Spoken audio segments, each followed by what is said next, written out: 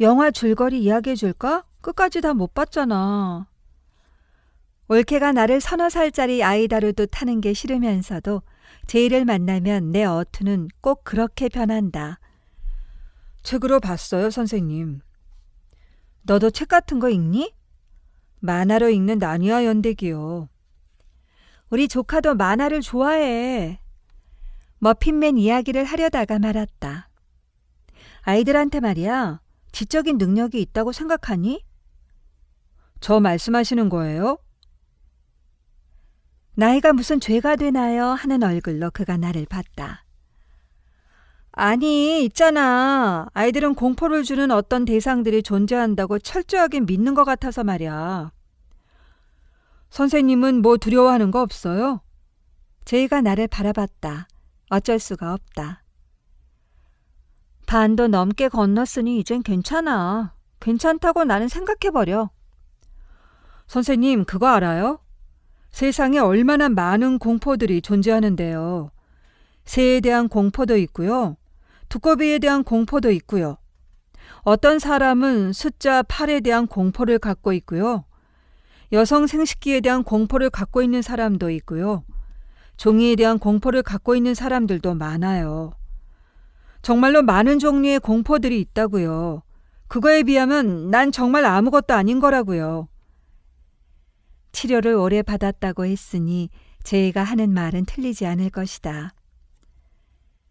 지난 가을에 외삼촌이 살고 있는 라오스까지 6시간 동안 비행기를 안전하게 타고 온 후로 다 극복했다고 생각했고 그 후로 더는 치료를 받지 않아도 좋다는 진단을 받았다고 했다. 공황 장애가 있는 사람에게는 비행기만큼 두려운 밀폐 공간도 없다. 그러나 나는 제이에게서 뭔가 다른 이야기가 나오기를 기다리고 있는 것 같다. 그게 뭘까? 너 불안한 거랑 공포를 느끼는 거랑 어떻게 다른 줄도 아니? 물어보지 말고 그냥 말해주면 좋잖아요. 불안을 느낄 때는 확실치는 않지만 어떤 위험이 곧 닥쳐올 거라는 생각에 압도당해서 긴장될 때야. 그리고 공포는 두려운 대상이 뚜렷하기 때문에 피할 수가 있는 거고 그 대상이 사라지면 더 이상 공포는 지속되지 않는 거야. 그러니까 무엇을 피해야 할지조차 모르는 불안과는 구분이 되는 거지. 선생님, 니체에 관해서만 잘 아시는 줄 알았는데 그게 아니네요. 말을 그대로 옮기는 거라면 앵무새도 이만큼은 할 수 있을 것이다. 제이가 눈치채지 않기를 바라면서 나는 씁쓸하게 웃었다. 제이는 내가 기다리는 말은 하지 않았다. 영화에 나오는 그 옷장 말이야. 사람들은 현실과 환상 세계를 잇는 그런 무인도 같은 걸 하나쯤은 다 갖고 있는 것 같아. 너도 그런 게 있니? 그런 걸 갖고 있는 게 좋은 걸까요? 그건 꼭 쫓길 때만 나타나는 건 아니야. 그 노래 다시 한번 불러줄 수 있어요? 무슨 노래? 그날 극장에서 나와서 걸어갈 때 왜 선생님이 불러주신 노래 있잖아요. 그땐 제이가 웃는 것이 보고 싶었다. 정말 듣고 싶니? 네. 술 마시면 하기 싫은 것 중에 하나가 내일 아침에 대해 생각하는 거고 하고 싶은 것 중 하나가 노래다. 흥얼흥얼 나는 노래를 불렀다. 기분이 어때? 기분이 어때? 집 없이 사는 것이, 알아주는 사람 없이, 구르는 돌처럼 사는 것이 기분이 어때? 좋아요, 밥 딜런. 미안해, 아는 노래가 이것밖에 없어서.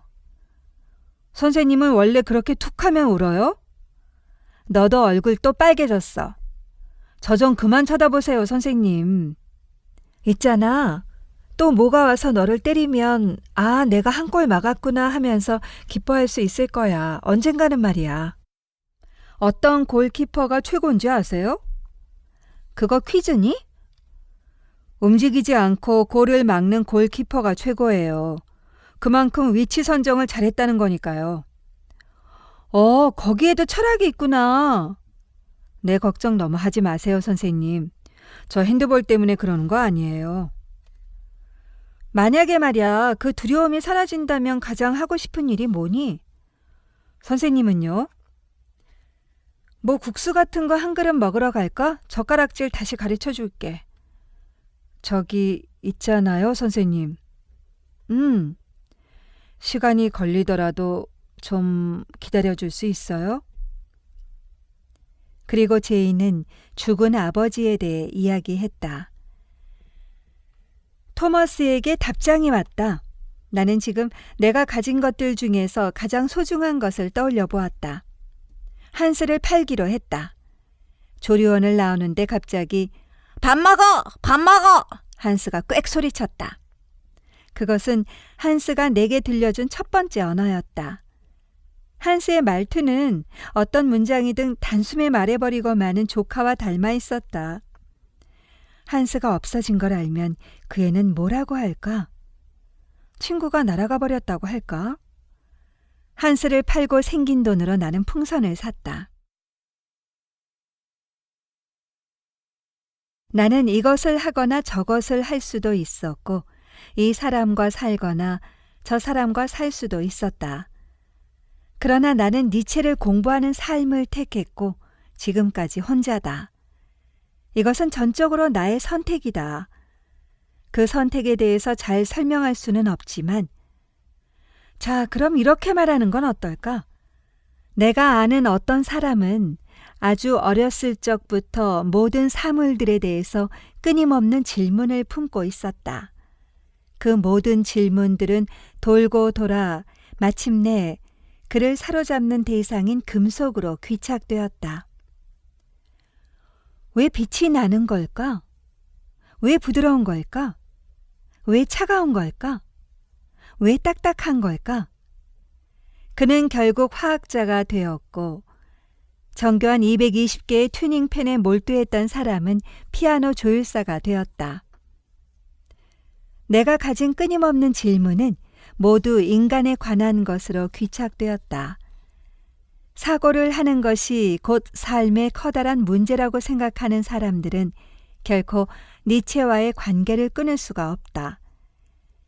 나는 그를 통해서 나를 사로잡고 있는 문제들을 풀어나가고 싶었다. 처음에 니체는 나에게 하나의 커다란, 다가가면 곧 열릴 문처럼 희망적으로 다가왔다. 수야말로 만물을 지배한다고 믿었던 버트런드 러셀처럼 말이다. 결국 나는 화학자도 조율사도 되지 못한 빈털터리에다 직장도 없고 드라마를 볼 때는 웃을 때도 아닌 데서 웃는다고 가족에게 등짝이나 얻어맞기 일수인 고독한 싱글이 되었지만 제이를 만난 후 수많은 철학자들 중에서 내가 니체를 선택한 그 오래전의 이유를 다시 상기하게 되었다.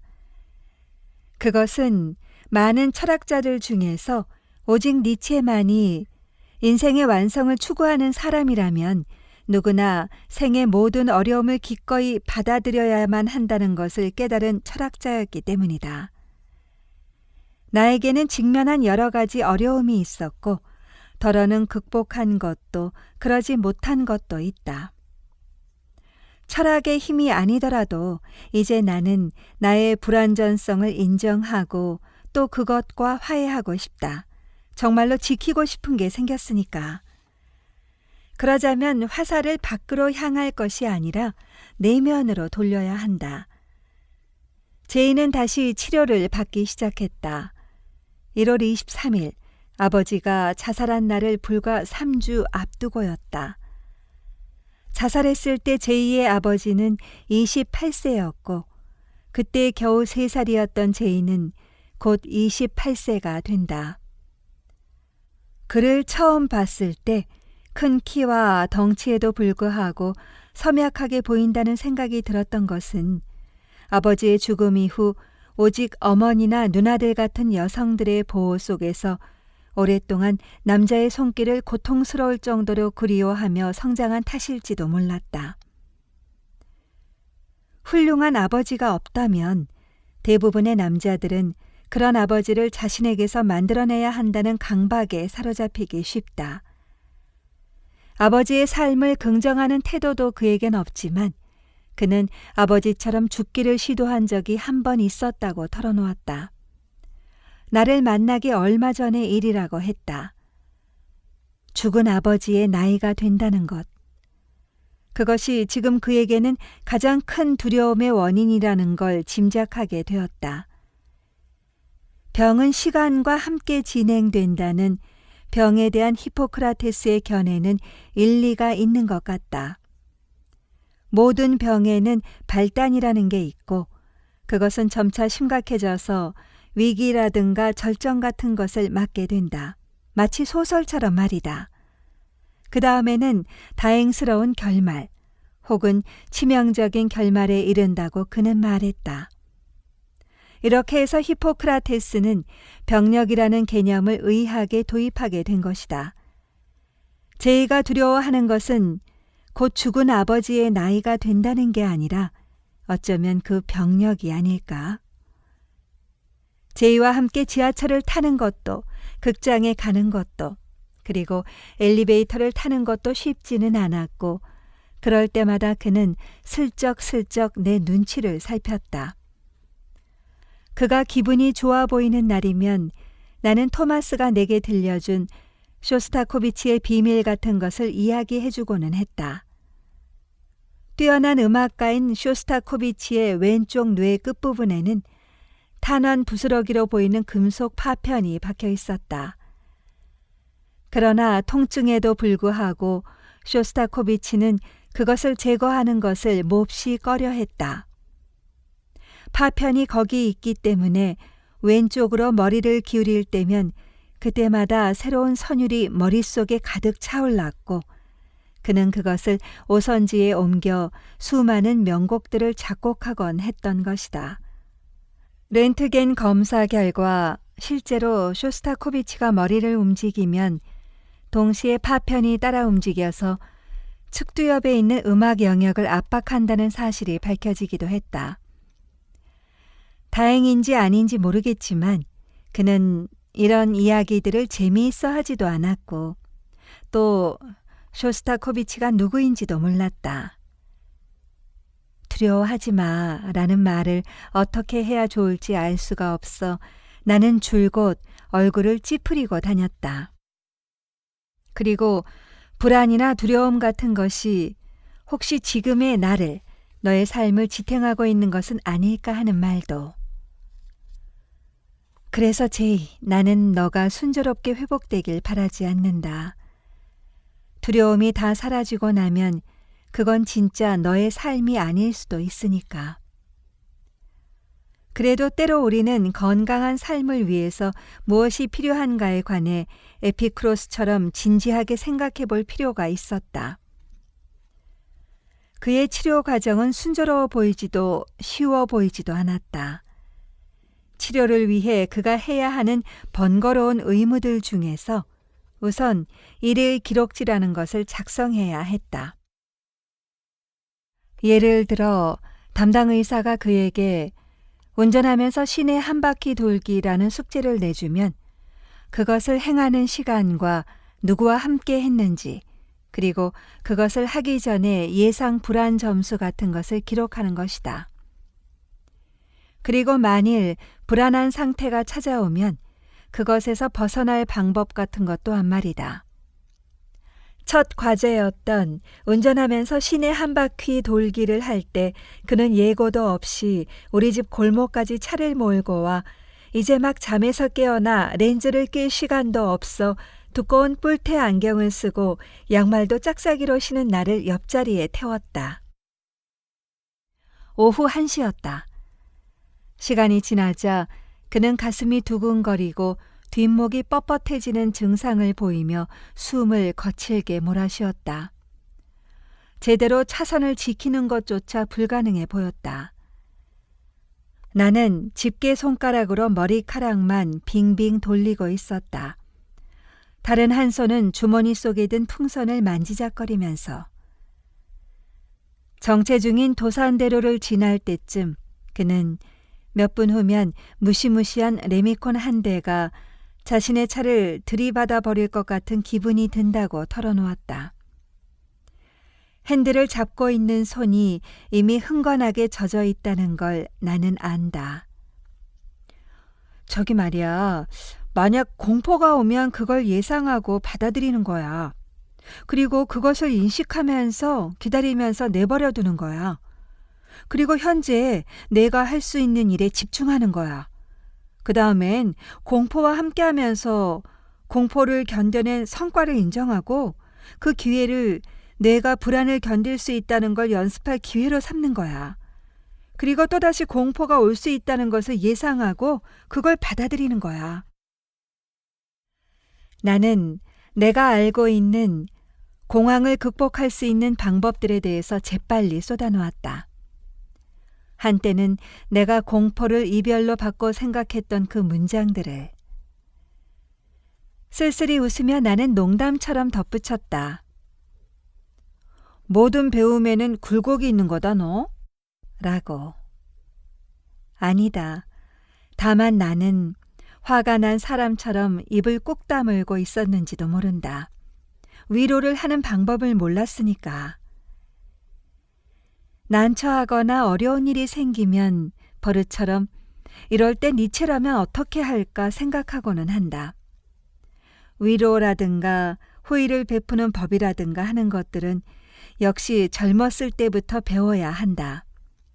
나는 이런 감각을 훈련할 수 있는 기회가 거의 없었다는 것을 깨달았다. 그를 위로하기 위해서 내가 만들어낼 수 있는 가장 따뜻한 미소를 띠고 그를 바라봤다. 선생님은 원래 그렇게 툭하면 울어요? 라고 그가 핀잔을 주지 않아서 다행이다. 나중에 읽어본 거지만 만일 불안한 상태가 찾아올 때 그것에서 벗어나는 방법은 이라는 난에 그는 큼직큼직한 글씨로 친구가 대신 운전한다라고 써놓고 있었다. 그날 헤어지기 전에 자동차 안에서 제이에게 나는 이런 이야기를 들려주었다. 제이, 너는 실수할 권리가 있고 도움을 청할 권리가 있고 분노를 느낄 권리가 있고 울 권리가 있고 놀랄 권리가 있고 마음이 변할 권리가 있고 다른 사람의 권리를 침해하지 않는 한 제이 너 자신을 즐겁게 할 어떤 일이라도 할 수 있는 권리가 있고 타인을 미워할 권리가 있어. 마지막으로 나는 말했다. 그리고 제이, 너는 운전을 할 권리가 있어.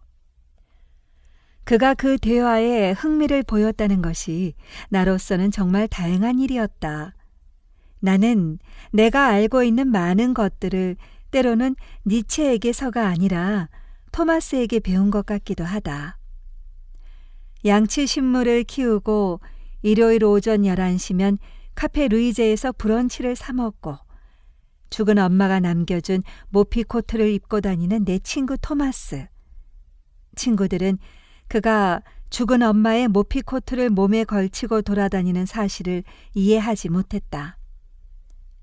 우리가 가까워진 건 나는 그의 외투를 그리고 토마스는 내가 가진 두려움을 이해했기 때문일 것이다.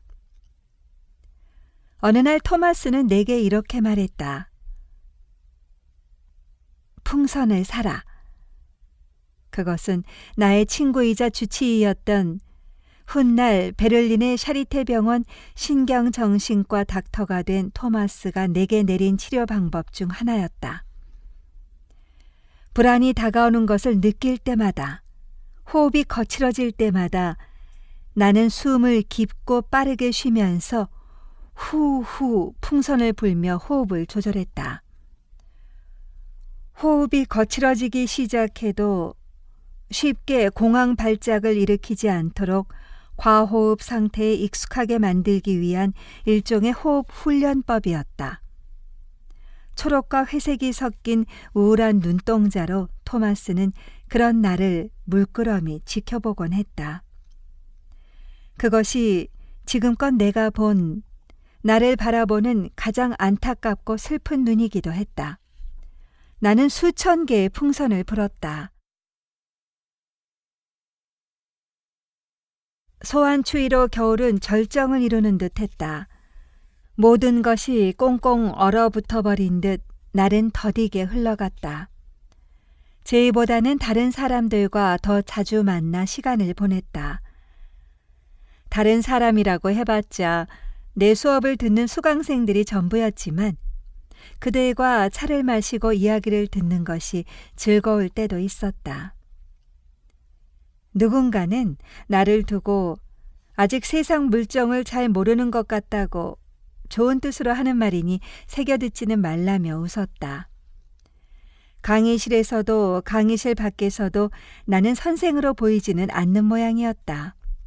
그러거나 말거나 매주 금요일을 기다렸다. 수업이 끝나면 부랴부랴 강의실을 빠져나오기 일쑤였다. 너무 힘든 일이 있으면 때로 함께 있는 것이 좋지 않을 때가 있다는 걸 그가 이해할 수 있을지는 모르겠지만 말이다. 그것은 슬픔을 같이 나누는 일하고는 다른 종류의 일이다. 안양 차박사 지물포에가 서너 시간씩 무연히 눌러앉아 있기도 했다. 선배가 잠깐 자리를 비울 때 손님이 오면 쓰레기 봉투 같은 것을 팔기도 했다. 12시간 동안 책 읽고 사색을 하고 산책하는 것이 아니라 12시간씩 제2에 관해 생각하느라 머리가 터질 지경이었다. 텅 빈 세 장을 보면 한스가 생각났다. 그러나 깊은 새벽녘 이따금 한스가 내 방으로 날아와 매끄러운 깃털 속에 갸우뚱 부리를 묻은 채 잠든 나를 지켜보고 있다는 걸 안다.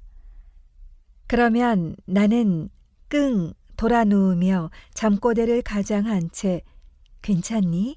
말을 걸곤 하는 것이다. 말을 더 가르치지 못한 게 후회스럽기도 하다.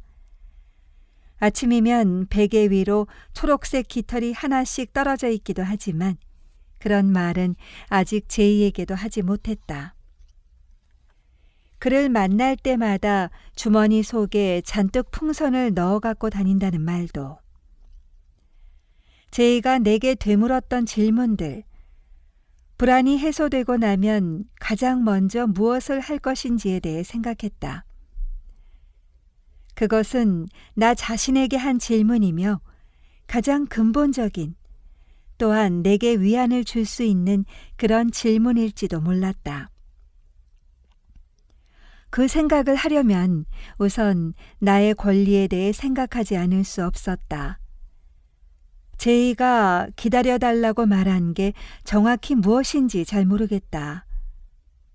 그는 뾰족한 펜을 꺼내더니 능숙한 솜씨로 내 노트 뒤에다 쓱쓱 물고기 한 마리를 그려 보여준 적이 있다. 이게 무지개 송어라는 거예요, 선생님. 아, 나는 고개를 끄덕거렸다. 언젠가 이걸 보러 가요. 글을 올려다 봤다. 내 꿈은 이거예요 라고 말하고 있는 듯 확신과 불안정함이 뒤섞인 모호한 27의 얼굴을. 지금 내가 기다리고 있는 첫 번째 것은 그의 아버지가 죽은 날이며 그것은 제이가 건너가야 하는 첫 번째 다리이기도 했다. 지금도 그는 두 팔로 얼굴을 막으며 안 돼라고 소리치는 꿈을 꾼다. 시속 110km의 속도로 날아오는 공. 그 아버지의 죽음을 그는 두 팔로 막아내야 했다. 괜찮아, 제이. 이미 절반쯤 건너온 거야. 꿈속에서 나는 중얼거리고 있었다. 두렵기는 나 역시 마찬가지였다. 내일은 지하철 2호선을 타러 가자고 제이는 말했다. 2호선을 타고 한 바퀴 순환하여 일일 기록지를 작성하는 것이 새 과제라고 하였다. 나는 그가 만일 불안한 상태가 찾아올 때 그것에서 벗어나는 방법은 이라는 칸에 이번에는 뭐라고 쓸지 궁금하다. 하이델베르크를 떠나기 전에 배로 붙인 책이 넉 달 만에 도착했다. 2달이 지나도록 오지 않아 체념하고 있던 참이다. 몸 어딘가 부러져 나간 것 같은 통증이 한동안 따라다녔다. 신탁처럼 여겨졌던 9박스의 책들이 거실 바닥에 쌓여 있는 것을 보자 차라리 그 책들이 오기를 기다렸던 순간이 더 절실하고 그리웠다는 것을 알게 되었다. 예전에 나를 집어삼킬 듯 가득 찼던 열정과 몰입으로 그 책들을 다시 펼치지 못할 것 같은 나 자신에 대해 겁을 집어먹고 있는지도 몰랐다. 거실 바닥을 거의 다 차지하고 있는 무거운 책들은 나를 종용하고 채근하고 있었다. 그것은 내게 자명한 2가지 사실을 일깨워 주었다. 벌써 넉 달이라는 시간이 지나가 버렸다는 것. 그리고 지금은 내가 하이델베르크가 아니라 여기 있다는 것. 책은 더 많은 것을 말하고 싶어 했다. 집으로 돌아올 때 유리병에 담아왔던 흙을 마당에 훌훌 뿌렸다. 여행을 너무 자주 떠나면 집에 돌아와서도 방문을 걸어 잠그고 잠을 자게 된다. 이제 나는 더 이상 방문을 걸어 잠그고 자지 않게 되었다. 다용도실은 비좁지만 책을 읽거나 사색을 하는데 큰 어려움은 없다. 오랫동안 내가 살아야 할 곳은 여기인지도 몰랐다. 마지막 강의 시간에 나는 니체가 수를레이 바위에서 깨달았던 영원 회귀 사상에 대해서 이야기했다. 그때 니체가 흘렸던 눈물의 의미에 대해서도. 니체가 남긴 잠언들을 소개해 주는 것으로 7주간의 강의를 마쳤다. 수강생들과 함께 백화점 식당에서 만두를 먹고 차를 한 잔씩 마셨다. 사람들은 마지막 시간에 오지 않은 제이에 대해 잠시 이야기했다. 제이의 모친과 알고 지낸다는 한 수강생은 제이가 지금 라오스에 있다고 했고, 또 다른 수강생은 오늘 수업 시간 전에 제이가 백화점 1층에서 넥타이를 고르고 있는 것을 보았다고도 했다. 우스갯소리를 잘하던 제이, 우리 중에서 가장 젊었던 제이라며 깔깔거리다가 사람들은 곧 화제를 돌렸다. 제이에게서는 연락이 없었다. 말을 안 해도 알 수 있는 게 있지만 말을 하지 않으면 도저히 알 수 없는 것들이 있다. 지금은 어느 쪽일까? 제이 생각이 날 때마다 무지개 송어를 떠올리곤 했다.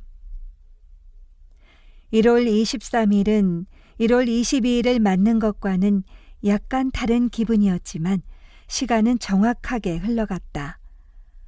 오후 3시에는 잘못 걸려온 전화가 한 통 왔었고 오후 5시가 지나자 어둡고 짙은 녹색으로 어둠이 몰려들기 시작했다. 나는 식탁 의자에 앉아서 창문 쪽을 바라보고 있었다. 어둠이 눈에 익자 희끗희끗 눈송이가 날리기 시작하는 것이 보였다. 고양이 울음소리가 들렸고 골목으로 음식 배달을 나온 오토바이들이 지나다녔다. 여느 때와 다름없는 평범한 일요일 저녁이었다.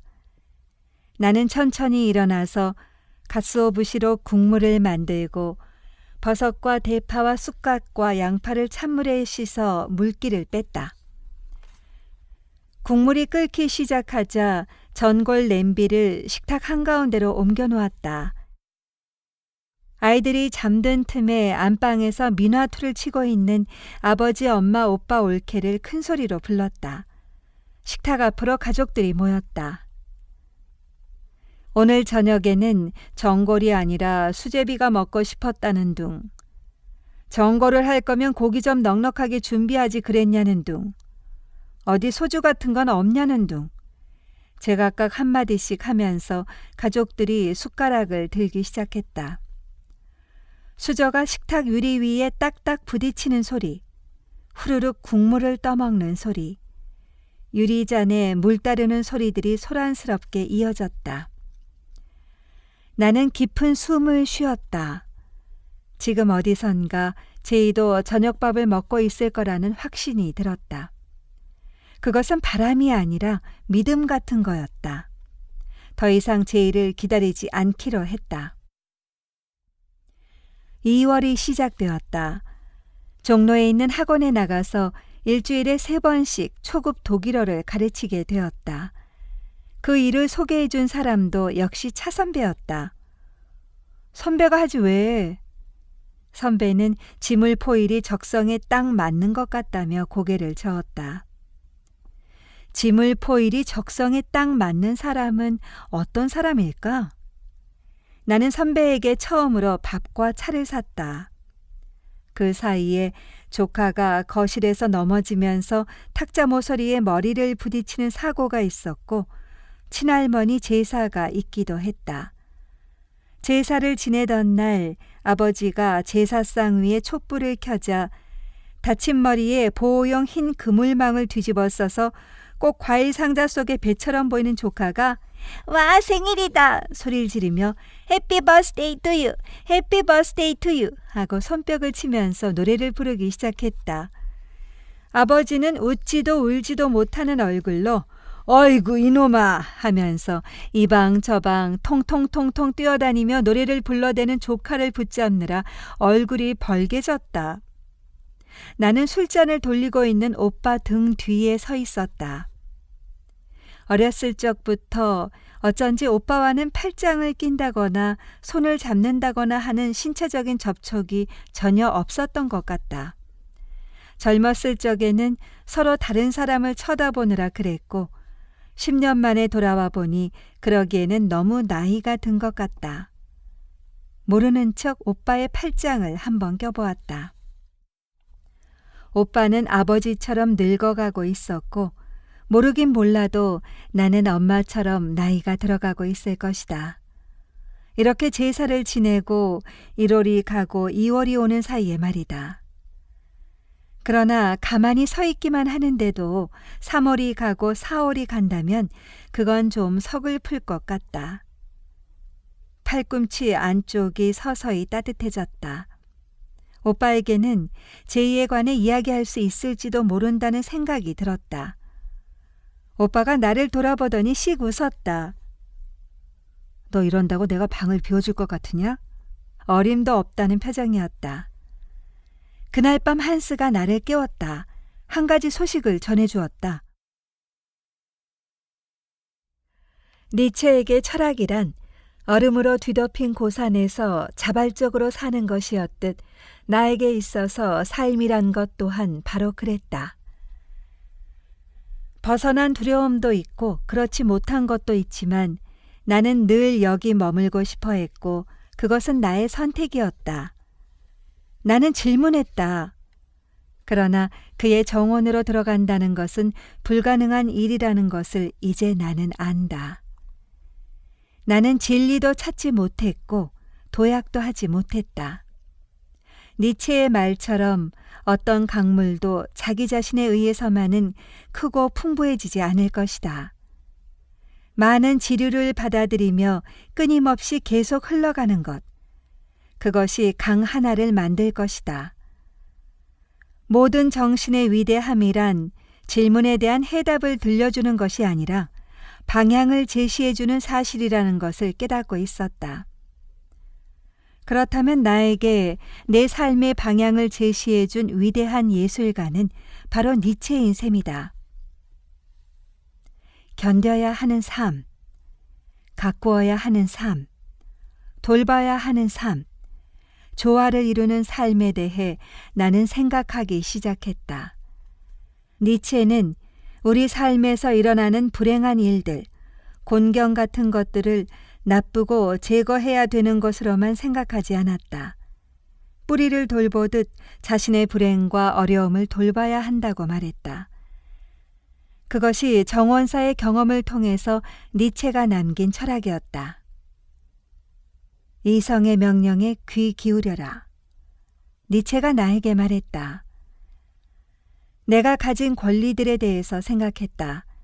나에게는 아프다고 말할 권리가 있고 책을 읽을 권리가 있고 타인의 권리를 침해하지 않는 한 그에게 의지할 권리가 있고 진실을 말할 권리가 있고 잠을 잘 권리가 있다.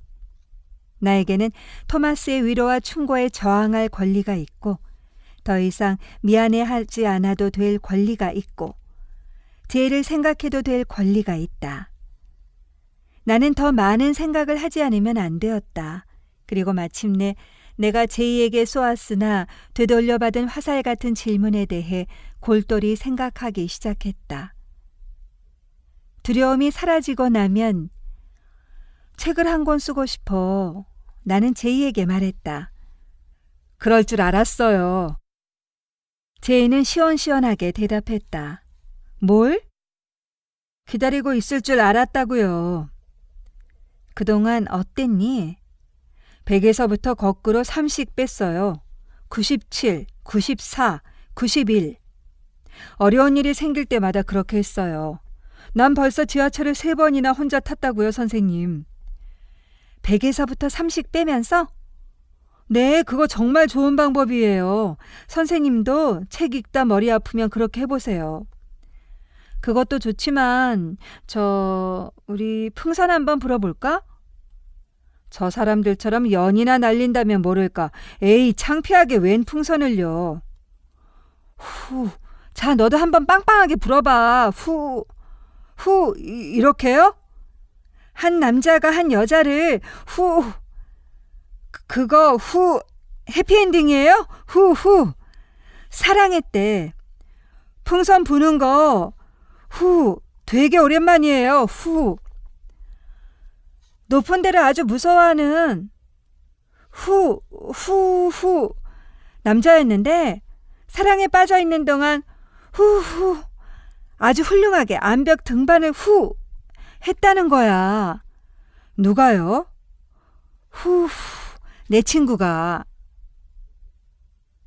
노란 풍선과 파란 풍선이 하늘로 날아오르는 것을 제이와 나는 바라보고 서 있었다.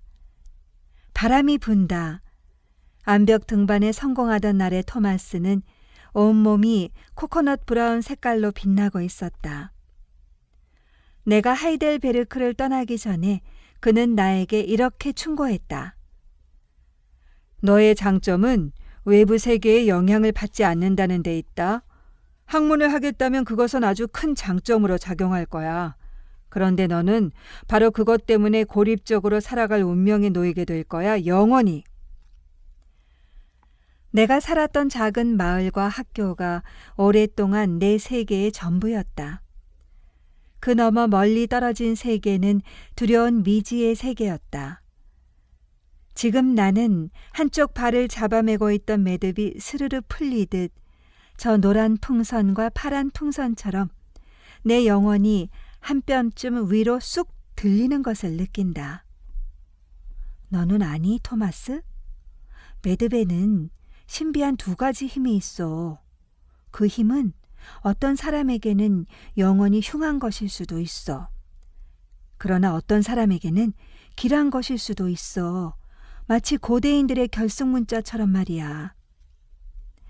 내가 이렇게 말한다면 토마스는 이해할 수 있을까? 토마스가 좋아하는 비트겐슈타인은 인간에게 희망의 몸짓은 없다고 말했다. 화난 사람처럼 행동하는 것은 쉽다. 기쁜 사람처럼 행동하는 것도 쉽고 슬픔에 빠진 사람처럼 행동하는 것도 쉽다. 그런데 희망? 이것은 어렵다고 그는 단언했다. 만약 토마스가 풍선을 불어날리고 있는 지금의 제이를 봤다면 그걸 뭐라고 표현했을까? 그리고 또 그 옆에 서 있는 나를 보았더라면. 선생님, 또 울어요? 울퉁불퉁한 손으로 제이가 내 뺨을 쓸었다. 그렇게 건들거리지 말고 똑바로 한번 서봐. 2 손으로 제이의 팔뚝을 붙잡고 마주 섰다. 제이가 약간 긴장하는 것 같다.